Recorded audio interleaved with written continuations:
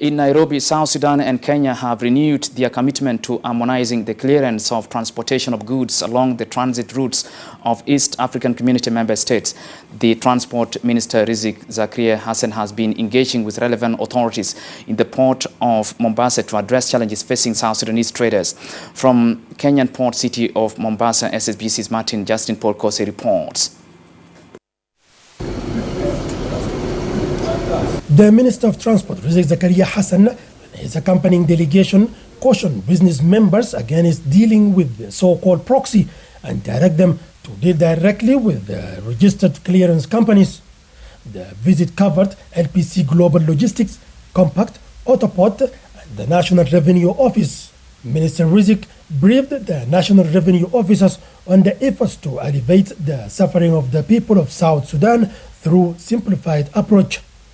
The Assistant Commissioner General of the National Revenue Authority for Mombasa Operations, Bolis Makir, urged South Sudanese importers to maintain flow of communication before the arrival of the goods to the port. So we urge you, if you are importing goods to South Sudan, please deal with the company which are registered as a clearance agent and then send the money through the bank. In the same context, the Minister of Transport, accompanied by the Deputy Ambassador of South Sudan to Kenya, visited the General Secretariat of the Northern Corridor and received an enlightenment on the activities of the Northern Corridor in promoting trade and transport, strengthening and building infrastructure and capacity building. Minister Rizk asked Northern Corridor management to speedily confront the challenges facing South Sudan and the region. What is needed for us, it should be the paperwork.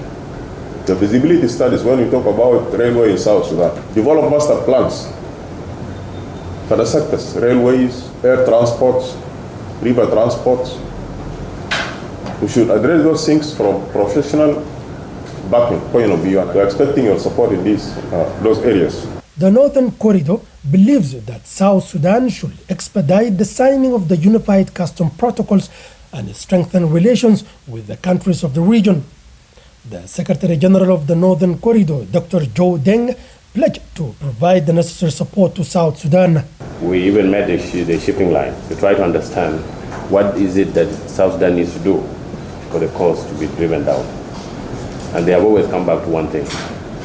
If you actually streamline your automation processes, so that clearance process is made easier, then the containers can be released earlier and come back earlier. It is worth mentioning here that the visit of the Minister of Transport and his accompanying delegation has achieved its task, notably the pledge of the Maritime Authority and other Kenyan authorities concerning the reducing of the containers' deposit fees and the increase of the grazing period. Martin Justin Paul Kose, SSBC, Mombasa, Kenya.